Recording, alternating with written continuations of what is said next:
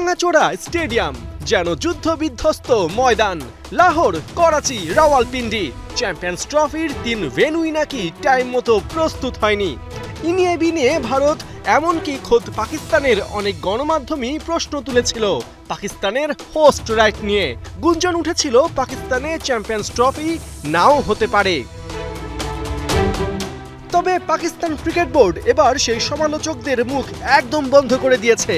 লাহোর, করাচি 2 স্টেডিয়ামই প্রায় প্রস্তুত। তাই 19 ফেব্রুয়ারি মূল টুর্নামেন্টের আগে এখানে একটা ট্রাই নেশন সিরিজ খেলার সিদ্ধান্ত নিয়েছে পিসিবি, যেখানে পাকিস্তান খেলবে নিউজিল্যান্ড ও সাউথ আফ্রিকার বিপক্ষে। অনেকটা এক ঢিলে 2 পাখি মারা। ভেন্যু পরীক্ষার পাশাপাশি চ্যাম্পিয়ন্স ট্রফির প্রস্তুতিও সেরে নেয়া। সিঙ্গেল লিগ ফরম্যাটের এই সিরিজ শুরু হবে 8 ফেব্রুয়ারি। প্রথম 2 ম্যাচ হবে লাহোরের গাদ্দাফি স্টেডিয়ামে এবং লিগ পর্বের শেষ ম্যাচ ও ফাইনাল হবে করাচিতে। চ্যাম্পিয়ন্স ট্রফি উপলক্ষে লাহোরের গাদ্দাফি স্টেডিয়ামে বাড়ানো হয়েছে আসন সংখ্যা। সম্প্রচার মান বাড়াতে ইনস্টল করা হয়েছে 480টি মডার্ন এলইডি লাইট। 2 পাশে সেট করা হয়েছে 2টি বিশাল ডিজিটাল স্ক্রিন।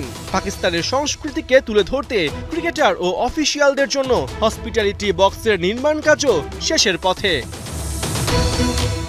একইভাবে করাচির ন্যাশনাল স্টেডিয়ামেও করা হয়েছে ব্যাপক সংস্কার। 350 এলইডি লাইট বসানোর পাশাপাশি স্থাপন করা হয়েছে 2টি জায়ান্ট রিপ্লে স্ক্রিন। স্থাপন করা হয়েছে 5000 নতুন চেয়ার। চ্যাম্পিয়ন্স ট্রফির জন্য লাহোর, করাচি আর রাওয়ালপিন্ডি স্টেডিয়াম মেরামত ও নতুন বিল্ডিং তৈরিতে প্রায় 525 কোটি টাকা খরচ করেছে পাকিস্তান। 14 ফেব্রুয়ারি ট্রাই নেশন সিরিজ শেষ হবার পর 19 ফেব্রুয়ারি মাঠে গড়াবে 8 দলের মিনি বিশ্বকাপ খ্যাত চ্যাম্পিয়ন্স ট্রফি। পার্থ বণিক, 71।